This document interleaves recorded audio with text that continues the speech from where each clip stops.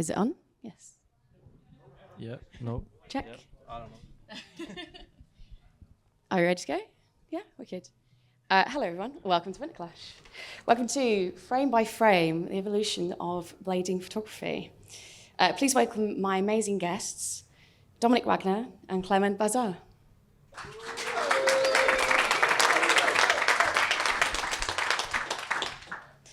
And myself, Jemma J, by the way. I don't forget myself. We're going to talk all things photography and the different aspects that have changed in the last 20 years. My voice might shake a little bit for 5 minutes because I'm a little bit nervous, but you'll be fine. And I'll be fine. Yes, please, Nick. So, first of all, Dominik, we're going to talk introduction to yourself and show your 2 pictures, which I've asked you to produce. So, who are you? Where are you from? And how long have you been into rollerblading photography?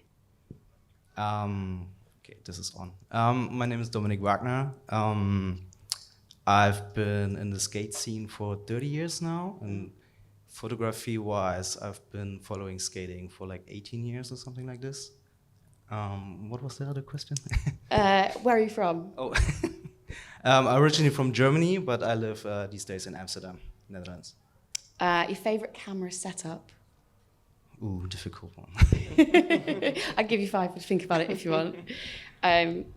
Let's go on to your inspirational photo, which is behind you.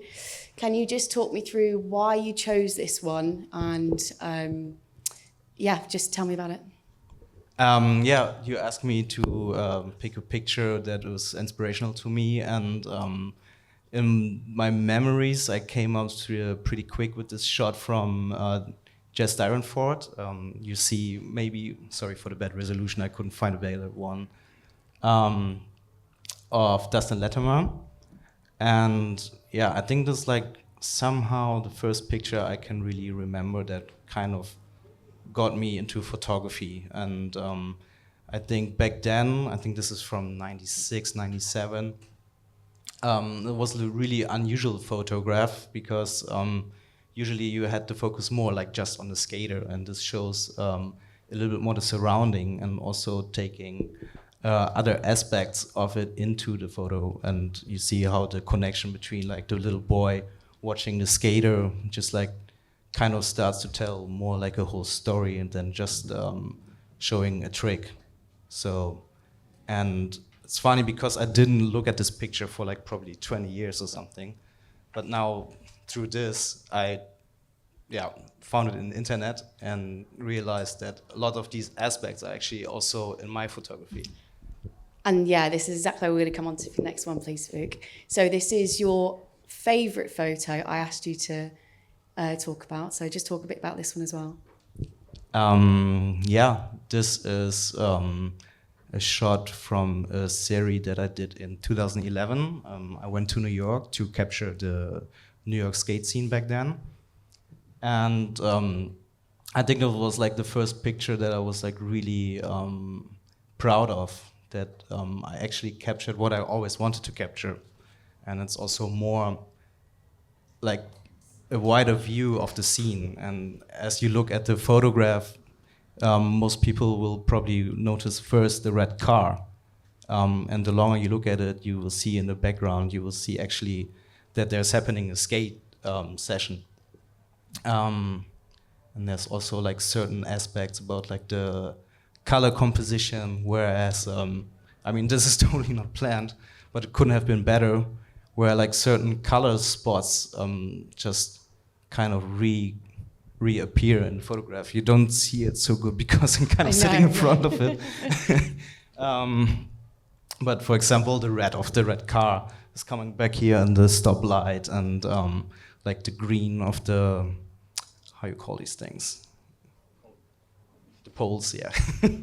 It's coming back in the street sign, and the yellow lines of the street, the yellow comes back in the hoodie of the skater. And like a funny story next to that is also like there was actually the moment that I met one of my dearest friends, Carl Sola, who's also in the photograph.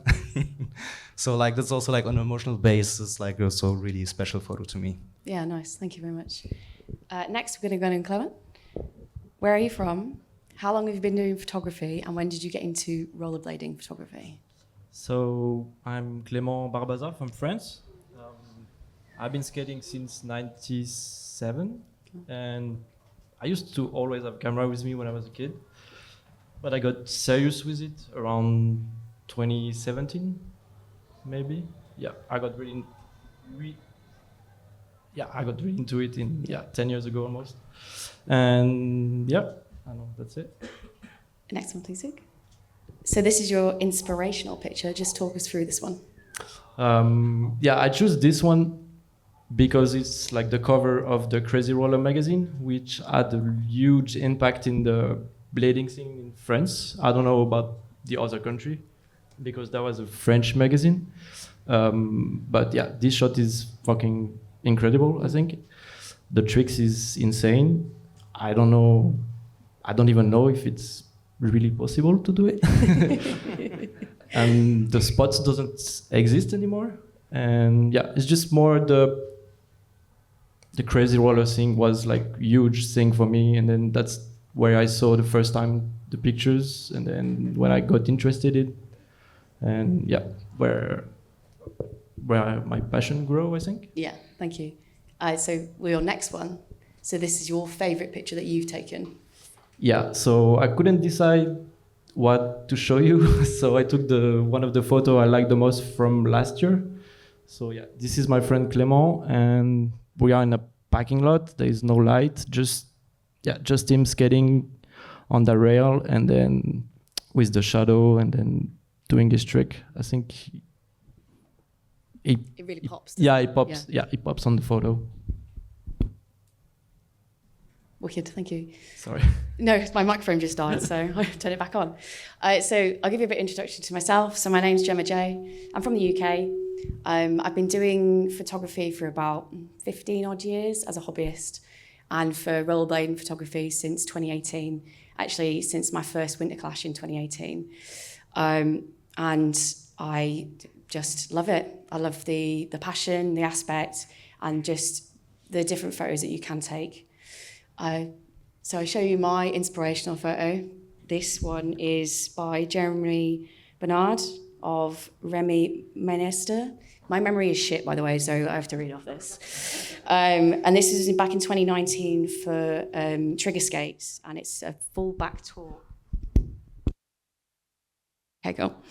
And yes, the reason I love this is just because I was talking to Clément earlier.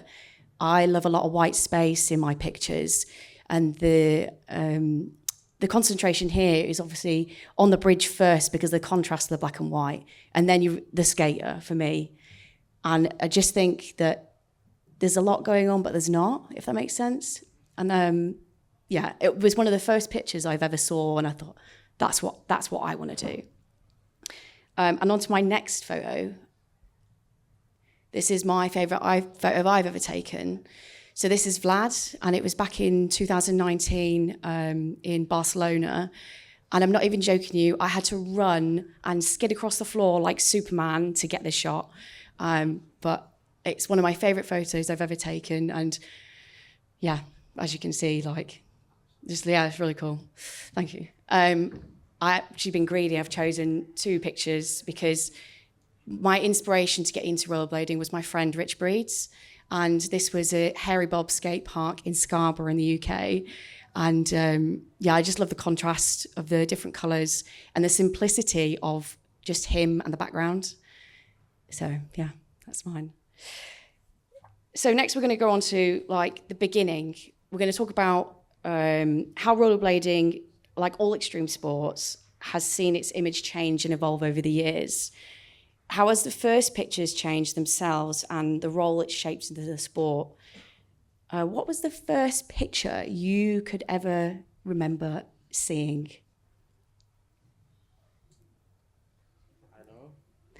Shall I go first with mine?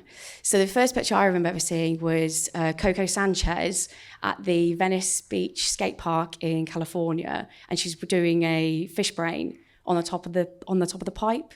And that was by Jeff Lennon, I think it's called. Yeah, that's it, yeah. And it was a standout for me, obviously because she's female and I'm female, and that inspirational piece of back in 2016 when the picture was taken, there wasn't many pictures like that. So that for me was a real standout image. Can you guys remember any of your first images that you went through, you saw?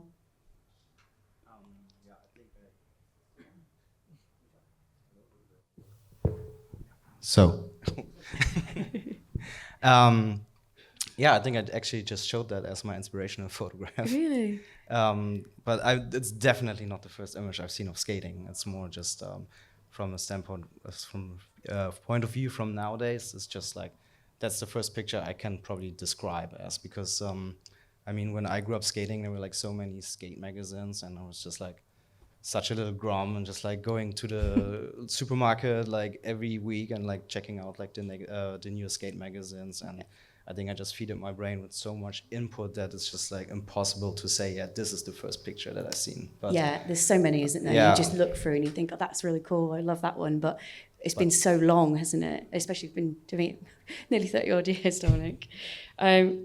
How did the pictures to begin with make you feel in the beginning? You know, when you saw those in magazines, how did that make you feel? Usually I was like, what's going on? How is this possible? Like, where does the guy come? Where does he go? How does the tricks happen? Like, I used to love to look at the legends and then try to figure out how to do the trick. Mm-hmm. And then I was like, oh, are they shooting this? Like, where the light is coming, and why did he choose this angle and not that angle and stuff like this? But yeah. Yeah, definitely. Do you think that a lot of that has changed since then and now? People still feel that same way? They look at imaging, think the same thing? Or do you think that depends on the person? Go. I think lots of things have changed, especially because like the way we consume photography these days have changed so drastically. Yeah. That I don't think people look at a photograph longer than 5 seconds, you know? And you're so overloaded with like images every day that you see that I think the valuability and how much time you spend on watching or looking at a photograph like is so different that I mean, back then, you had maybe a magazine and it's like all you had for like the next month, and you just like keep on rewatching it and like really like looking into it. And nowadays it's just like you're just scrolling through Instagram probably, and it's so quick, isn't it? Yeah. And then you also watch them on the small screen. Yeah. Which is way different than when you watch them like big or just in a magazine. You can see more details, more stuff, more. Because like on the phone it's like really small. You can't see anything, I guess. For now, that's the main difference. Yeah, I think so too. Probably. What else? The way of shooting too. Yeah. Because you used to take a long time with film and stuff, and then now it's just like everything goes fast. You have to share it very fast for the people to see, and then I guess people are more interested in videos nowadays. That's what I feel. But no, I feel the same. Yeah, totally agree. Yeah. Okay, we're going to go on to the next category, which is comps and jams. How is competitions in rollerblading influenced photography? Now, have you photographed competitions before? And I know, Dominik, you did the World Skate Games last year. Clément, have you? Yeah, I do actually. Every year I work in the contest in Lyon, France. Nice. I shoot for them. I did some photos here too a couple of years ago, but that's it. I don't do much more. I did a street comp last summer too, but I don't do it a lot because I think it's a lot of work, and then you have to run after the people in the park. You don't know where they're going. You have to anticipate everybody, and then here it's like there's 50 people in the park already doing it anyway. Yeah. So can you just do the next slide, please, Spig? Thanks. So ASA, X Games, Winterclash, Forged from Steel, if you've ever heard it from the UK. So I did Fizz last year for the first time, and that was an experience. It was hard work. And like you said, it is not easy running around trying to find who's going to do what at what time unless you are watching them. And maybe they don't get it a few times and then you've got time to go and run and find them. You have to be careful of the other people too. Yeah. And if you have to give the photo like the same day, Yeah. It's too much work. It's so much work, so much work.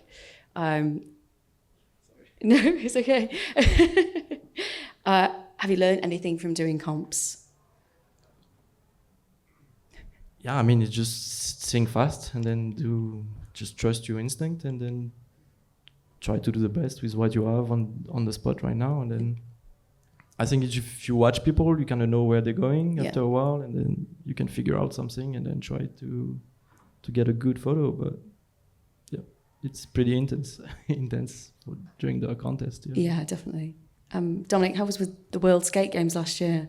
I also wanted to say like it's lots of work, but it's also very true. Like you really have to trust your instincts, but it's also important to teach your own instinct and just like be involved with the competition, talk to the people, and watch the warm-ups, like see who's going for what trick, and trying to figure out like what's a good angle for this, and just like try to be at the right moment at the right time, like at the right spot at the right time.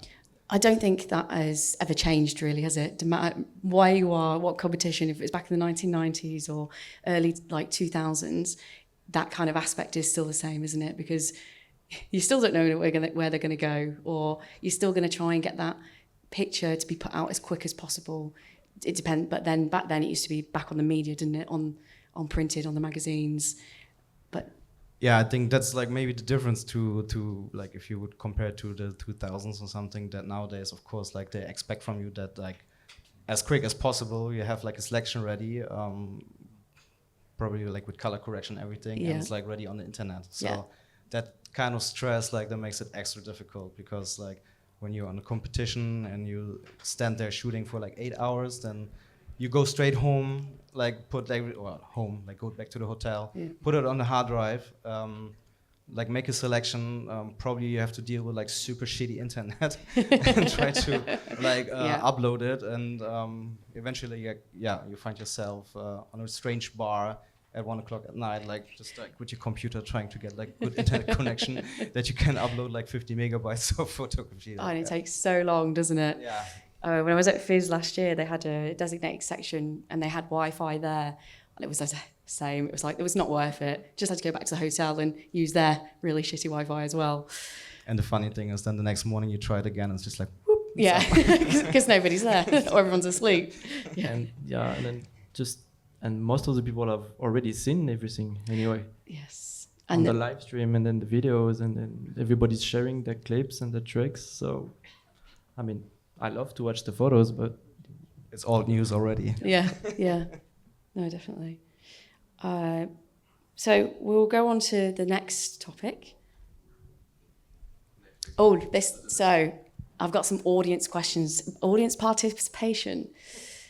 Street or park photography? Just shout it, street or park. Somebody say why. It's just better. I would agree, because I think they're planned a bit better, aren't they? They come out a bit more, I don't even know how to say it. Yeah, definitely. Yeah, pure art. I love that. Absolutely. Yeah. Back on the other topic, like you have to be very quick with taking your photos because everyone wants your pictures. Does it take away your artistic view of as a photographer? Like everything has to be really quick, so you just shoot pictures, but it's not really the best shot you want to take. Go on. yeah, I think so. Sometimes you think you have to do it, you have to deliver, so you just do whatever you can, and then maybe it's not your best work, but It can still look good though, can't it? Yeah. I mean, for me, if I share the photo, if You like I it? think it's Yes. okay, like I think it's good. Otherwise, I don't show it to anyone. Yeah, I also think that you shoot in a different style when you shoot a competition, because then it's more about like you want to show what's going on the competition, And you're not aiming necessarily for the perfect skate shot. It's more like you kind of want to tell a story about the day and what went down. So I think you shoot completely different also. It's like park or like competition photography is documentary. Yes. While street photography is you have a vision, it's art. It's Yeah, exactly. Yeah, it's a good way to put it. I just also want to say, like, with competition, you can find some angles and some things and just kind of also wait for something to happen in the window, which also is a very exciting thing to do at a competition, even documentary style, where you kind of can get the whole background and everything. Because you don't get that many people in the streets. No. That is the nice thing. Definitely. Yeah, I don't work like that at all. Like if I'm on a competition, you will, and I really in for it to capture it. I'm just like running around, just like all the time. I'm just like I cannot stand still. No. Like It gets tiring and boring sometimes. Now you're like, no, I'm done with this. it's too much FOMO. One more. What's your ideas to compete against like digital camera? No, I mean phone. Like, for people to keep watch. So we're going to come on to a topic like that. There you go. Thank you. So, tech and inline. How has new age tech affected rollerblade photography? Now, this can be from drones, GoPros, anything like that. But first, we're going to talk about the effort that goes into taking a picture. Dominik, your picture is first, but it's 3 pictures. So Oh yeah. I asked them each to send me a picture that took the most effort, and it can be whatever they interpret that as anything. So Dominik, just talk about this 3 pictures we're going to show. Yeah, I mean, first of all, like the story behind this photo is some people might know it as the cover from the Cayenne project we did in Mexico. And we came across this scene on the street, and I mean, like as you see, the streets are quite rough and hilly, and we skate around all day looking for spots, and out of a sudden I see this spot, and nobody actually wanted to skate it. It was more like I really needed to convince somebody, like, hey, somebody has to do it, looks too good. And that's what I never do, never. It's the first time that I did it. So like I actually managed to get Joe to do it. Nice. But while shooting it, I realized that this could potentially be the cover of the book that I was planning to do. So what I did after the shot, next slide please.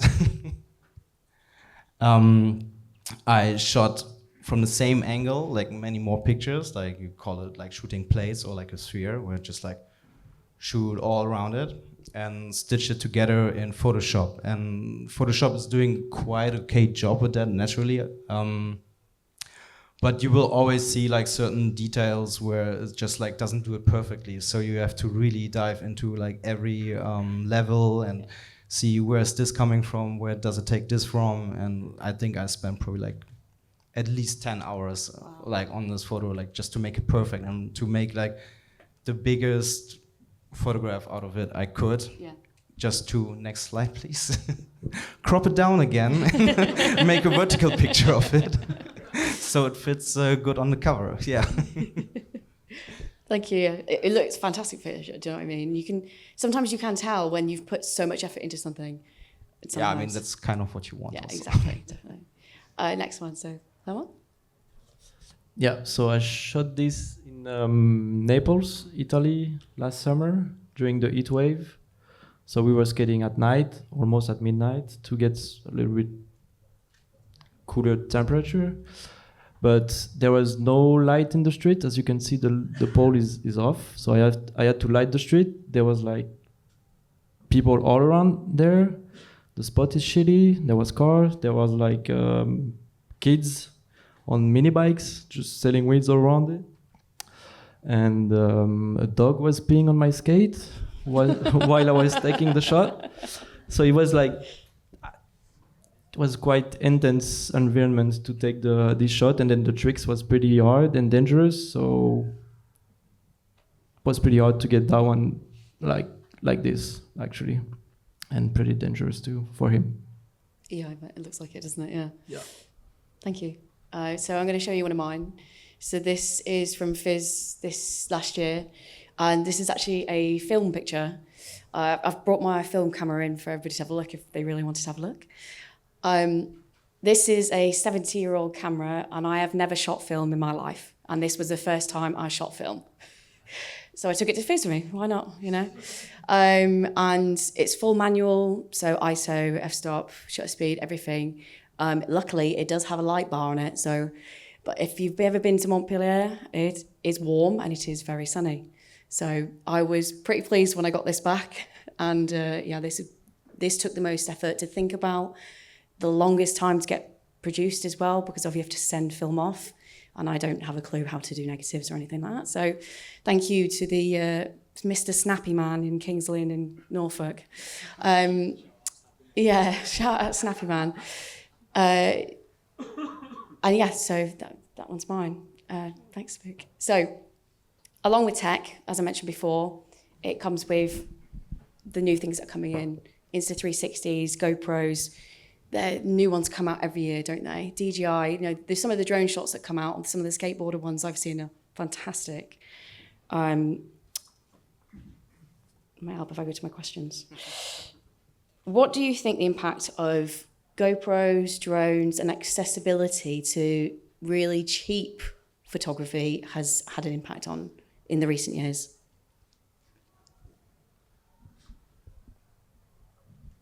I don't know. I think we just see shitty photos. Yeah. I don't know. I don't want to be rude or anything, but I don't use drone. I don't use GoPro. I never use the Insta360. I don't know how it works actually. So I'm just doing my photos with my cameras, and then I still shoot with old cameras too. And then yeah, I think They're mainly for video though, aren't they? Yeah. That's the thing. But people still take stills from them. But just wanted to know your opinions on that. Is that easier for people? Yes, maybe. yeah, I think everybody can take photo now with his phone, and then everybody can do a good photo with the new phones and stuff. Yeah. But not everybody is doing it, so that's a good thing for us, I guess. Yeah. Yeah, I mean, like for me personally, all of these tools like don't play a big role at all. Like I also see them more as like actually video tools. Yeah. But at the same time, I think, I mean, nowadays we live in this golden area of like so much tech that everything is possible. But you should never forget, like the thing that counts the most is a good photograph. Yeah. And sometimes I can, like, not personally for me, but I can see that certain things you have to use a camera like that. Like if you want to have like a bird's eye view shot, like it's amazing that you don't need to rent a helicopter anymore. You just like Just take a drone out. you can buy a drone and Yeah. do it, you know. So that's kind of amazing. But like to me personally, like I'm not interested in bird's eye view shots. So Yeah. like it doesn't play a big role for me. It's But personal perspective, isn't it? Yeah. And it comes down to what you like as a photographer and what maybe you want your audience to see as well. What about Photoshop AI? Have you used it? Photoshop AI. I do use it, yeah. Yeah. I use it to delete stuff and then generate like, you know, like, delete stuff that bother me on the photos and Yeah. stuff like this, but nothing more than that. No. Yeah. Dominik? yeah, I used it, but I'm always pretty frustrated with the outcome actually. Like Yeah. I never managed to make Extra it really, arm somewhere. I never managed to really make it work for me, and just like end up just like prompt for like half an hour or hour, and just like, okay, fuck it, I just have to do Yeah. it myself. Just, I don't know how to use it, and I mean now that I see ChatGPT logo here, I had this funny story where I just had this conversation with ChatGPT and Go for it. had a question about Photoshop, and I thought I was pretty smart and tried to make it work for me that like that could create like certain actions for me, and I was like, yeah, sure, you can do this and this, and I asked ChatGPT, can you do it for me? And I was like, yeah, sure, like here's the file, and you just like have to import it to Photoshop. So I took the file, and I was really happy, and I thought I'm a genius, and I tried to import it, but it didn't work. And I was like to ChatGPT, like, this doesn't work. Oh yeah, that's also not a real file, like I actually cannot do this. Oh, great. Well, I didn't So tell me that to I begin feel like, with. needless to say, I felt pretty betrayed by ChatGPT. Yeah, that's really funny. There's a picture I took last year at Fizz of Julian Cadeau coming down the rail with a big building in the background, and there was just somebody in the way, which was really unfortunate. So I just took it out, and I thought that's personal perspective, isn't it? Because it bothered me. And I put that picture out and that was it. And I was happy with that. And, that's personal choice as a photographer. Back in when we used to have the magazines, who was showing me this morning? One of my friends, Scott, was showing me a picture from Unity Mag, and it's somebody skating on a coping, and they're half blurred because obviously the flash has gone off. It's caught them slightly, but then you can still see the background through them. But back in the day, you couldn't do Photoshop AI or anything like that, but it still made the picture quite cool. And these days as well, you see a lot of blurred shots, whereas 10 years ago, people wouldn't count that as a picture, but all these sport ones, especially with people going on the coping, the background's completely blurred, but the images of the skater is still, I think that's still pretty cool. What about the return of film? Also, we were just talking about it earlier, and you said you were doing it as well. Yeah, I shoot a lot of film, like all the time. Actually, like 95% of my personal work is on film, I think. Nice. Yeah, so that's what I do for 10 years, all the time. I have a film camera here. I shot film yesterday. So Nice. yeah, that's what I do. I like the slow process. I develop it myself. I scan them now, kind of. I build up something to do it. You can teach My me friend later. built it for me, actually. But yeah, so I just shoot with that, and I don't know how it's gonna look till I develop the film, and then That's fun though, isn't it? yeah, It's I exciting. love it. That's the point for me. I think you just take the photo and then go do something else, Yeah. and then we'll see at the end. Have you ever? I used to shoot only on film back in the day, probably like the first 3-4 years of photography. But I stopped because I am so frustrated by the whole workflow, which is like way too slow for me. And also, especially nowadays, like the prices of film is just It's so expensive, isn't it? I'm like, I cannot pay that. So I'm a little bit done with shooting film. But I think it's very cool that people are getting back into it. And I think it's very necessary that like people also understand the technique behind that. And I also think it's like, it can, it's like a certain restriction you have to work with that can also give you something for your creative workflow. Yeah. So because you have to be slower, because you have to be more precise with certain things, like, you shoot in a completely different way. So that's very good to do, actually. Yeah, nice. Thank you very much. Next slide. So, audience. Quality or quantity?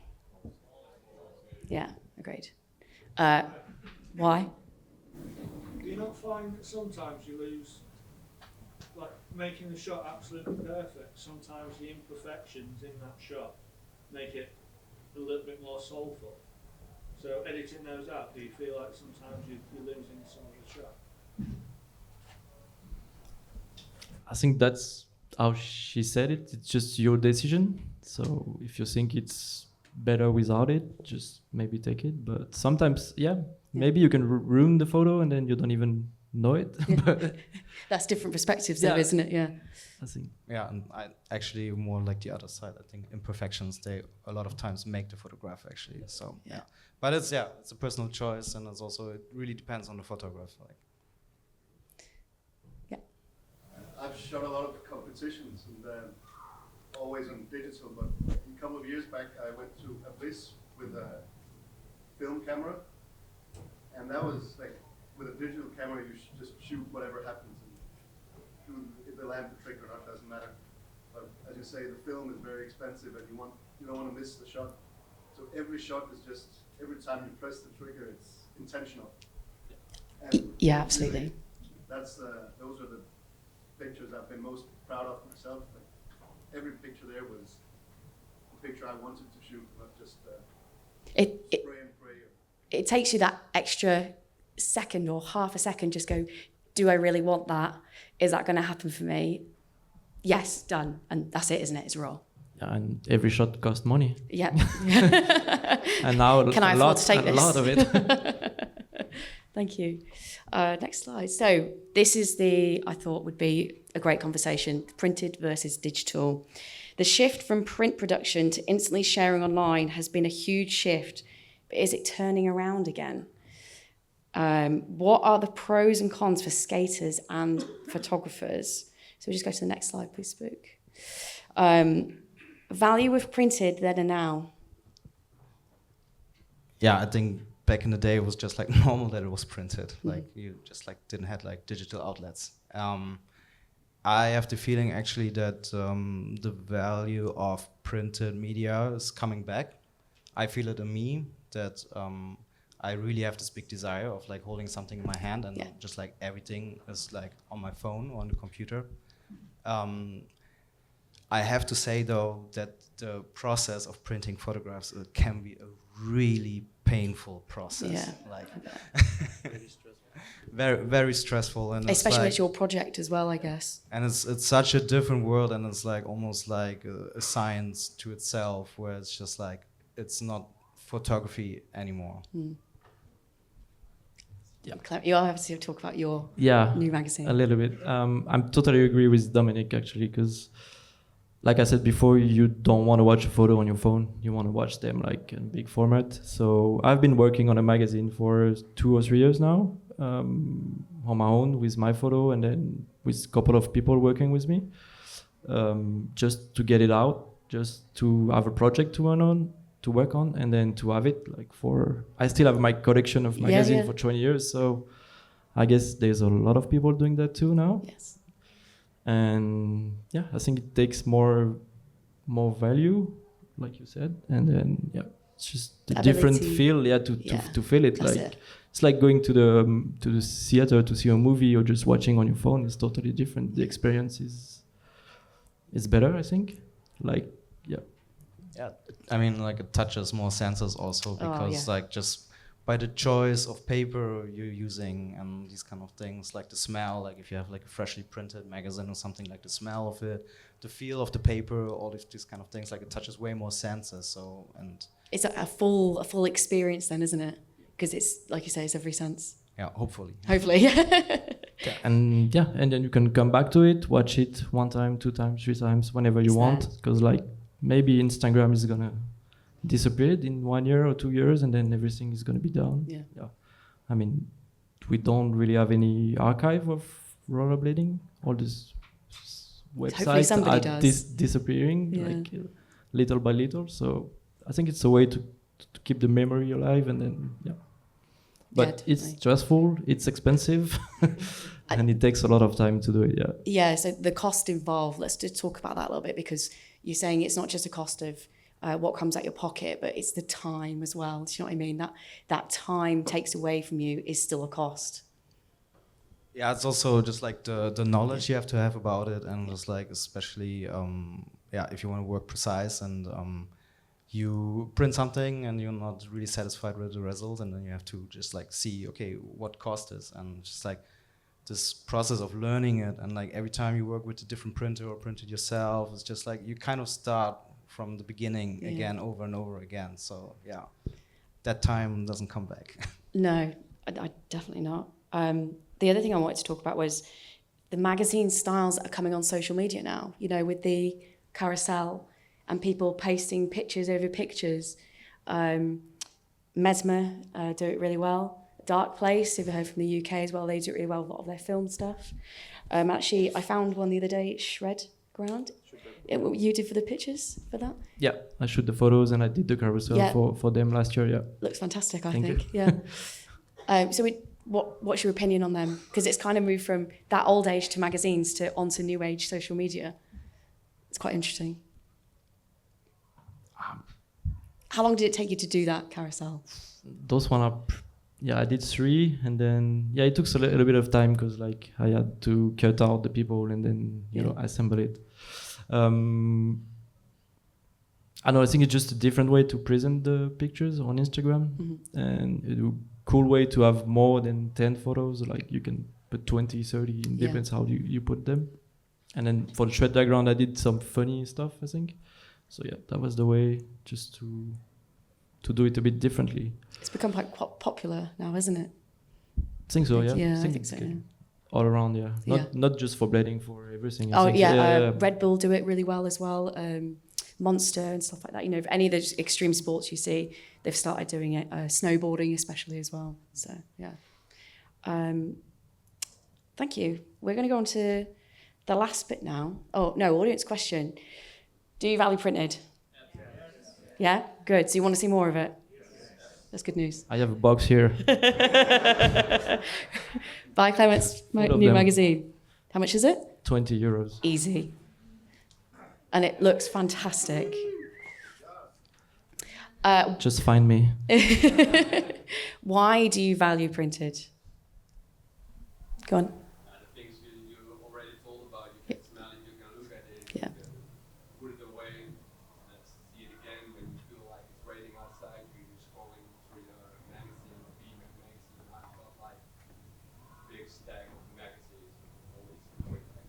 So obviously what we're talking about is exactly what they're feeling, what they want to feel as well. So yeah, good. Go for it. I think with this day and age, it's so easily accessible to see videos of everybody in any sport in 5 seconds. Seeing an image of a person that maybe you don't know with a trick that you think, how the fuck did that happen? Where did he come from? What angle did he hit? It's sort of like makes you want to find that information out and find that video. It's sort of that precursor to just having a mashup load of video in your face. You can't take it in photo. You can sit and look at. Yeah, process it a bit longer. And then put it on a wall and go, yeah, it inspired me. And, get someone to sign it later on. You can treasure it, Mark. Absolutely. Yeah, totally agree. Yeah.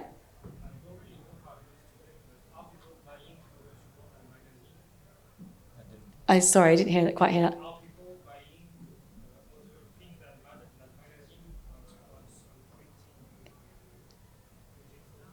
Are people buying more magazines than printed photos? Like what? Yeah, like what? Sorry.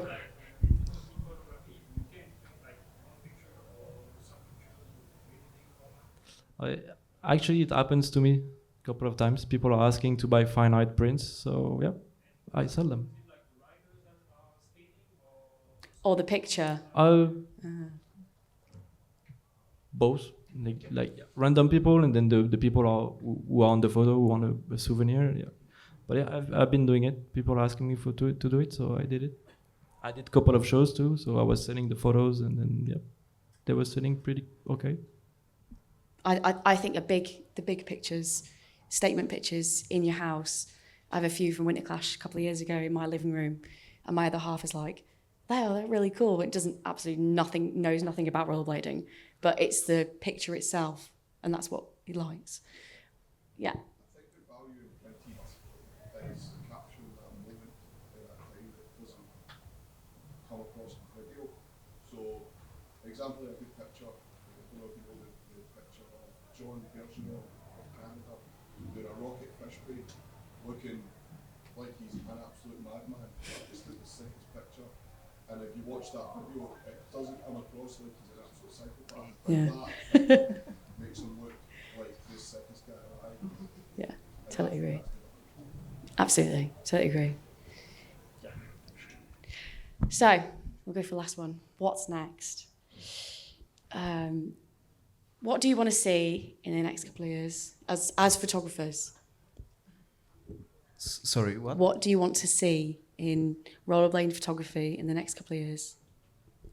Yeah, I think it would be nice to actually have like more output for inline skate photography than just Instagram. I mean, there's like not many magazines, and I feel like it comes down to people doing like DIY projects or just like do-it-yourself things or self-publishing and these kind of things. And I think it could be really cool to have like more print media again, yeah, and maybe also more exhibitions and just like a stronger community in the state in a sense. Yeah, Definitely. Clément? Yeah, same thing. Like bigger magazine, bigger project, magazine, books, like you were doing with Cayenne projects. They were fucking amazing. I want to see that more. I want put like brands to hire photographer, like to get the cool shots for the promos for the skates, like Mesmer is doing actually. Yeah, I think that's really cool. I think more brands are doing it now, but Becoming just- like fashion sort of thing, hopefully. Yeah, it's just hopefully. still a little bit shy, I think. But yeah, I want to see that more, I think. Yeah. What advice would you give to aspiring rollerblade photographers? Just go out with your friend and shoot. I'm out like 3 times a week Wow. to do that. So yeah, just fucking go. Yeah, I would just say like shoot a lot, but also yeah, try to get like a own taste, like look at good photography, just like keep on consuming, see what you like, see what you don't like, find out why you don't like it or why you like it, and it's also no shame in copying certain styles, but I think at some point it's also important to work on your own voice and just like make it yourself, like have like your own signature in your own photography and let that see. My advice would be to same thing. You know, speak to people, speak to the photographers that are out there that are already doing it. Find somebody with a media pass and just ask them a question. Do you know, like, how long have you been doing photography for? You know, how have you found doing Winterclash? As soon as you start asking those really simple questions, you know, you pick up tips and tricks, and you ask anybody and they're more than happy to help you start your career. And like you said, take your friends out, go out with your friends and just start shooting, because the more you do it, the better you get at it. Practice makes perfect, you know.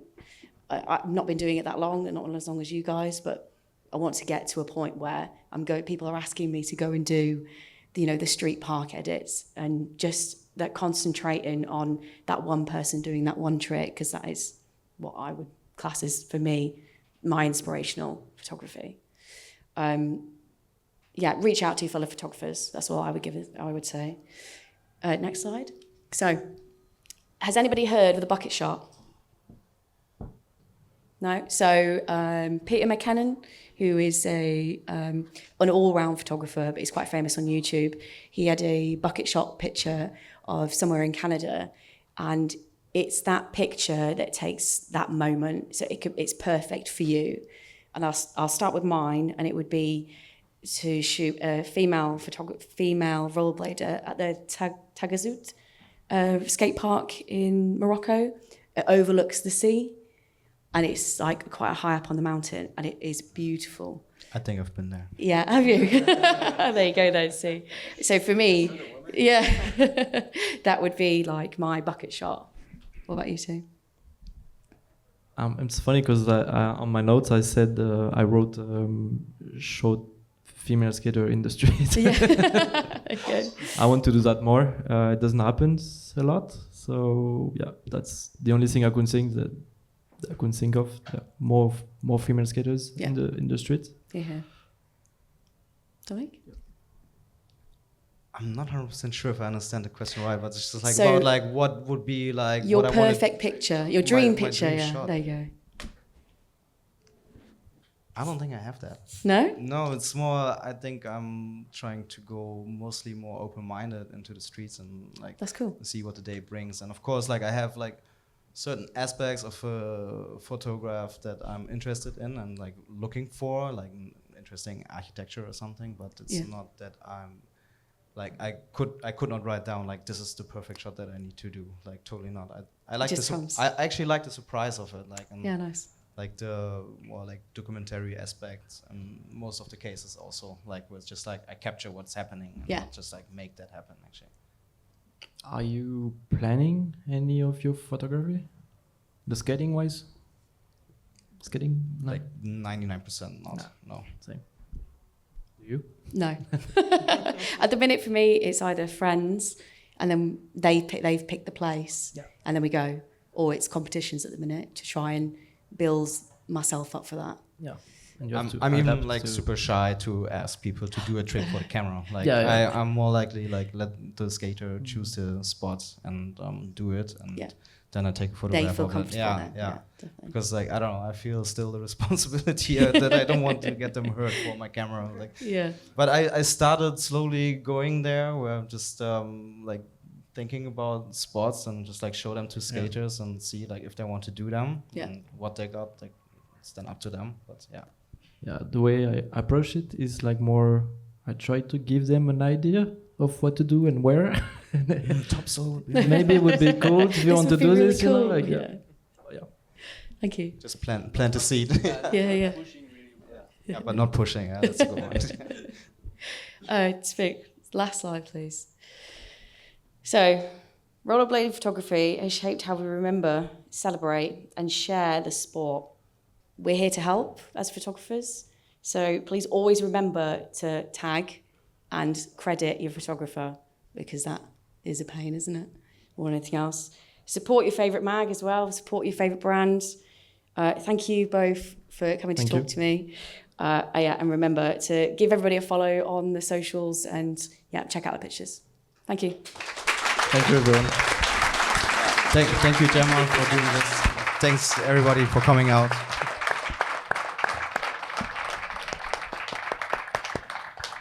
Do you want to do questions or? Does anybody have a question? Yeah. I've mentioned this to Yo-Yo in the past. I always feel like photography is just a forgotten medium, what has been for a number of years. I always think this. I remember when Dominik's photos were hanging downstairs on the wire. That was so sick. There's hundreds of meters of wall space throughout the skatepark. I've been coming for like 13 years, and I always think it's missed opportunity every year. Like, if there was like some open submission, like you could submit work, you guys maybe could curate a selection of like the top 50, or even like a digital slideshow. Like everyone submits. There's a room with a loop, so it's less work. I just feel like it's a bit missed. Like, there could be like hundreds. Yeah, but like if you have photographs to show, like it's a good concept, But actually, if you come in, there's like a little exhibition, and I think Winterclash is doing it this year for the first time. We have this grant program, and it's like Daniel where's he from? Senegal, I think, and Nigeria. Sorry.